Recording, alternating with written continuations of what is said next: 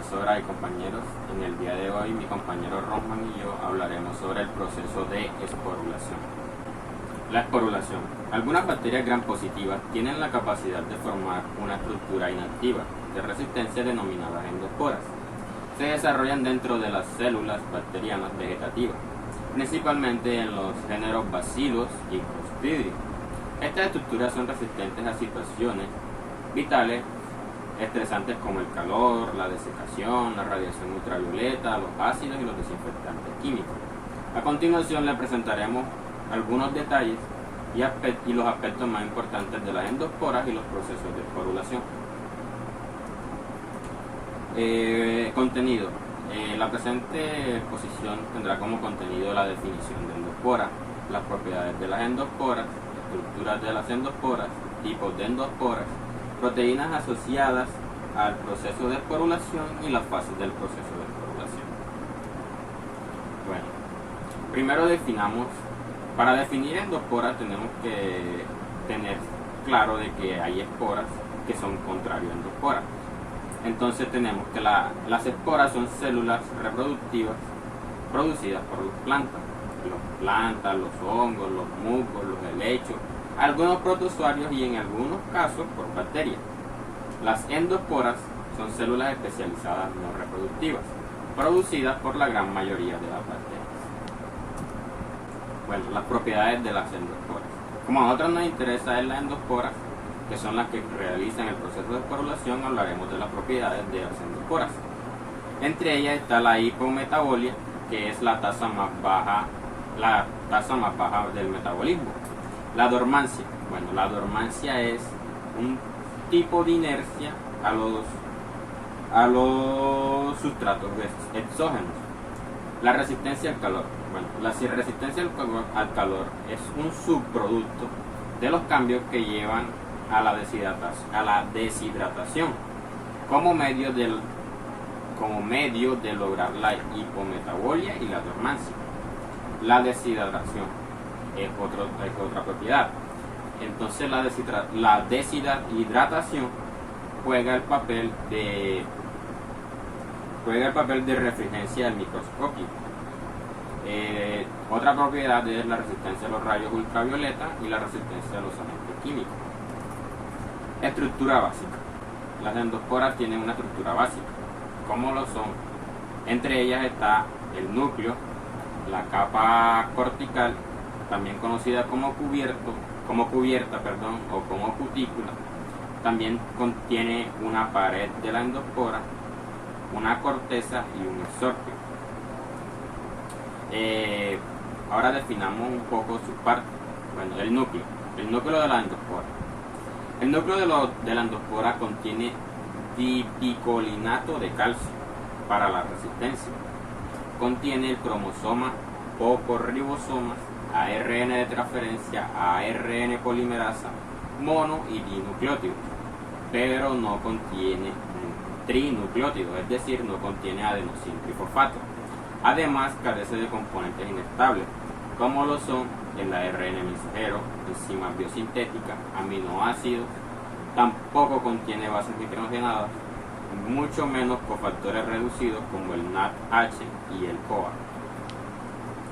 La capa cortical, cutícula, o también conocida como cubierta. Esta tiene un aspecto muy voluminoso, distinto según especie. Formada de una o más proteínas de tipo queratina, ricas en cisteína y aminoácidos hidrófobos.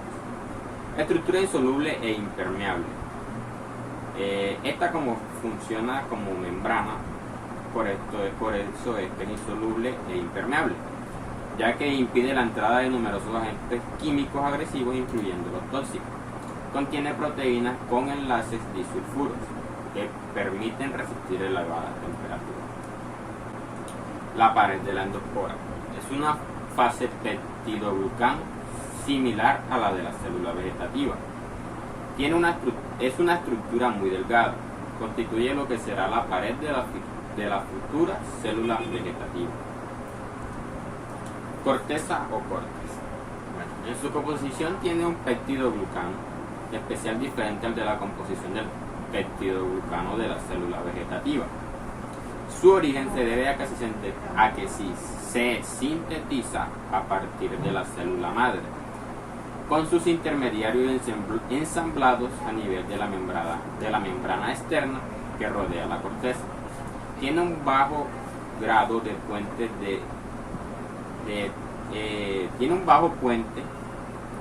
tiene un bajo grado de puentes entre tetrapéptidos. Es decir, por decir una cifra así, se dice que tiene solamente un 6% de puentes de tetrapéptidos.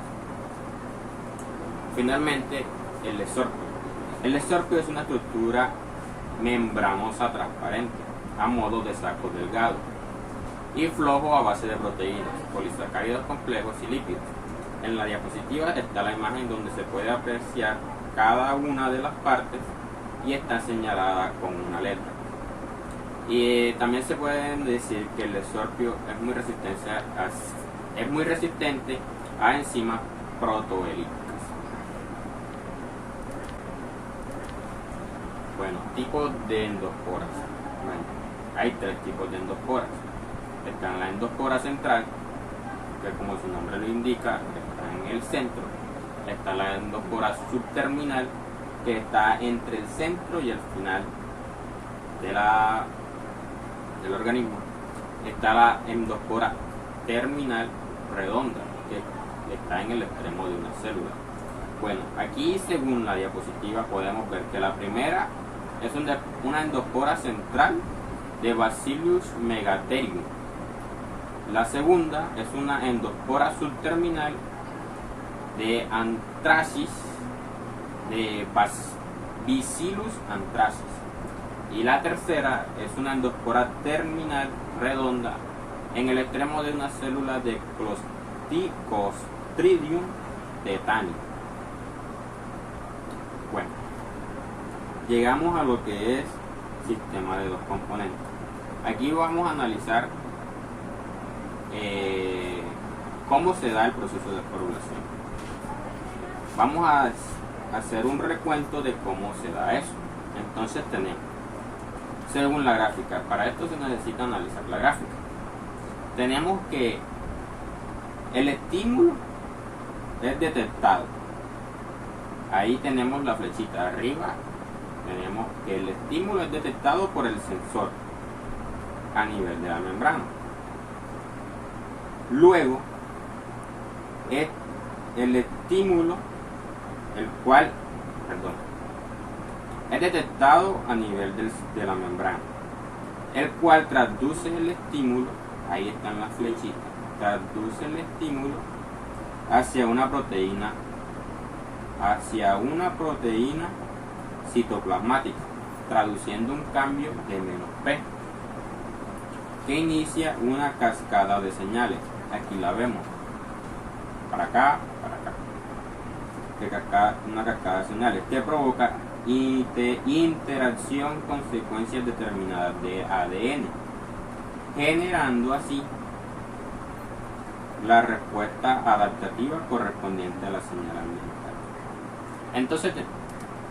Entonces tenemos de que el estímulo es captado por el sensor, luego lo envía a una proteína citoplasmática, traduciendo ese estímulo en un uno con signo contrario, que tiene conexión con los ADN, y así finalmente se genera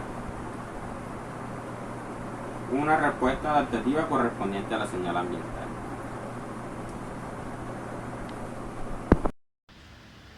La esporulación.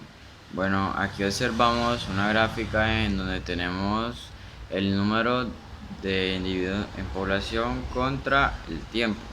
Bueno, si nos podemos dar cuenta que a medida que aumenta el tiempo, los números de individuos en la población van a aumentar ligeramente.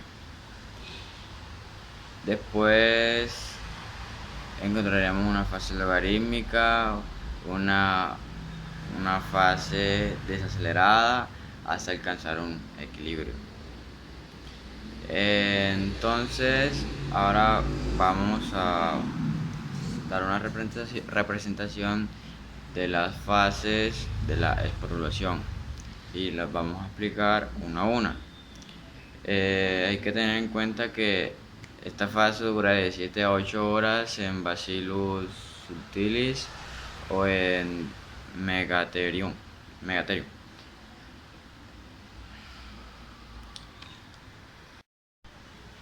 Bueno, tenemos la fase 1 o T0 a T1. Bueno, todo empieza en la división celular. Podemos observar los dibujos que tenemos acá, una representación gráfica de lo que vamos a explicar. Bueno, todo parte de la división celular. Podemos observar que se inician dos tabiques, cada uno cerca de un polo. En ese proceso se degradan proteínas viejas y los aminoácidos se emplean en fabricar proteínas específicas de la esporulación. Bueno, también se sintetiza y se libera al medio antibióticos y exoenzimas como son proteasas, amilasas, ribonucleasas, etc. Seguimos con la fase 2. Aquí observamos en la diapositiva que el inciso 2, formación del septo. Bueno, sería la fase 2, T1 a T2.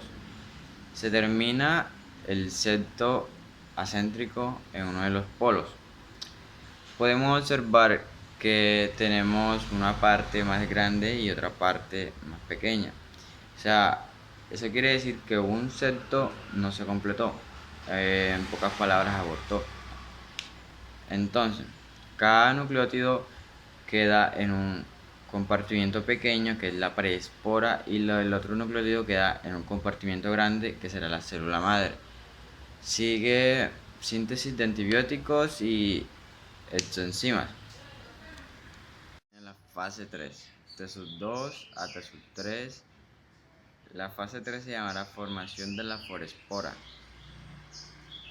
En este paso vendrá la formación del protoplasto de la espora, debido a la degradación selectiva del septo y a que la membrana citoplasmática, como se ve en el gráfico, se ve que la membrana de la célula madre va avanzando hacia el polo opuesto, envolviendo la preespora. Como resultado, lo podemos observar en la siguiente diapositiva. La preespora queda con dos membranas y con polaridad opuesta. La síntesis de proteínas sigue en la célula madre, pero se detiene en la preespora. O sea, en la preespora no vamos a encontrar actividad. Bueno, viene la fase 4, que es T3 a T4. Esta fase se llama la formación de la corteza. Bueno, en la formación de la corteza vamos a observar una deposición de la célula madre entre las dos membranas de la preespora. En la deposición de la pared procedente de la preespora podemos observar que la espora ya puede verse ya refráctil en fresco. Comienza la síntesis del DPA y acumulación de K2+, que la podemos conocer como DPC también. O sea, comienza la síntesis del DPA y la acumulación del DPC. Comienza la síntesis del exosporio. Bueno, encontraremos la fase 5, que será T4 a T5.5. Bueno, este se llama síntesis de las cubiertas. Bueno, en este caso vamos a encontrar la deposición de materiales de las cubiertas por fuera de la membrana externa de la espora. Continúa la acumulación de DPA, que secuestra los iones del Ca2+ para formar el DPC en el protoplasto. Ahí podemos observar cómo como ya está la deposición de materiales y le da le da vida a la siguiente fase, que sería la fase 6, que viene de T5.5 a T7. Bueno, este se llama la envoltura de la espora. Ahora, en el sexto paso, las envolturas están sintetizadas. La espora es refráctil y resiste a alta temperatura. Bueno, en esta fase vamos a tener la maduración de la preespora a endospora. Tenemos la maduración de la corteza, en donde encontramos un peje especial más laxo con pocos entrecruzamientos. Encontramos la maduración de las cubiertas, que ya explicamos cuáles son las cubiertas. El citoplasma se hace homogéneo y denso a los electrones. Resistencia al calor y el cloroformo. Resistencia a la radiación de los rayos ultravioletas y resistencia a la lisosima. Y en la última fase, que es la fase 7, que viene de T7 a T8, encontramos la autólisis de la célula madre y la liberación de la espora. Bueno, en esta fase pasa, como se acabó de decir, la autólisis de la célula madre y la liberación de la espora. Queda la espora siendo libre. Y el exosporio pierde agua y se pega a la cubierta, ya dejando una espora normal. Bueno, también le hablaremos sobre un artículo encontrado en la web, en ScienceDirect, una página de la universidad. Tiene como nombre un ensayo informador basado en la proteína de fluorescencia verde mejorada para la detección cuantitativa de esporulación en Clostridium perfringens SM101. Bueno, haremos un breve resumen o un comentario sobre este artículo. Entonces, podemos decir de que este microorganismo es un anaerobio gram positivo, formador de esporas, que causa enfermedades sistemáticas transmitidas por los alimentos a los humanos y a los animales. Bueno, en este microorganismo la esporulación se inicia por la activación del maestro bacteriano. Regulador de esporulación SPO0A. El SPO0A activado induce a la expresión de decenas de factores sigma y cientos de genes posteriores relacionados al proceso de esporulación. Bueno,